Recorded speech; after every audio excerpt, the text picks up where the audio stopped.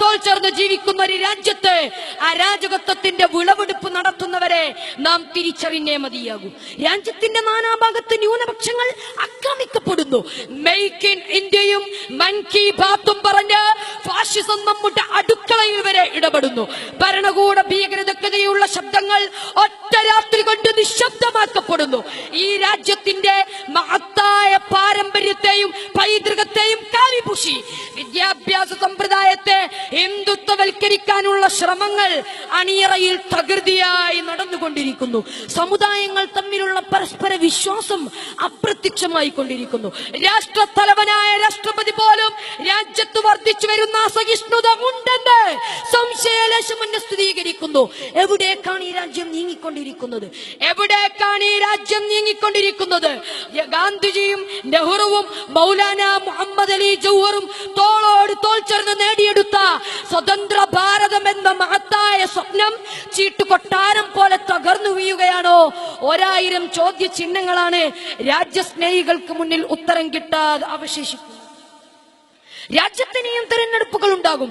ഭരണകൂടങ്ങളും ഭരണ സംവിധാനങ്ങളും മാറി മാറി വരും. പക്ഷേ നാനാത്വത്തിൽ ഏകത്വം എന്ന മഹത്തായ മുദ്രാവാക്യം ഉയർത്തിപ്പിടിച്ച് മുന്നോട്ട് പോകാൻ ഓരോ ഭരണകൂടത്തിനും ഉത്തരവാദിത്വമുണ്ട്. ഇന്ത്യയുടെയും കുത്തകയില്ല.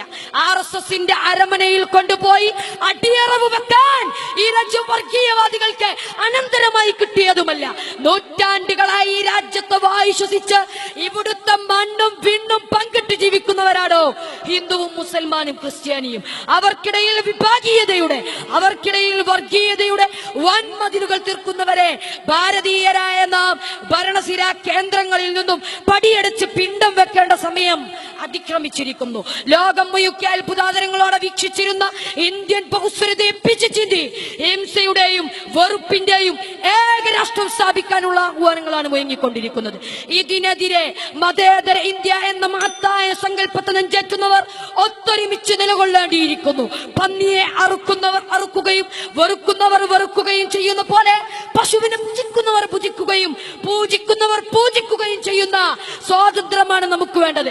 അല്ലാതെ വർഗീയതയും അസഹിഷ്ണുതയും നാടുവായുന്ന ഇന്ത്യയിൽ ഹിന്ദുവിനും മുസൽമാനും ക്രിസ്ത്യാനിക്കും സ്വൈര്യമായി ജീവിക്കാൻ സാധിക്കില്ലെന്ന് നാം തിരിച്ചറിയണം.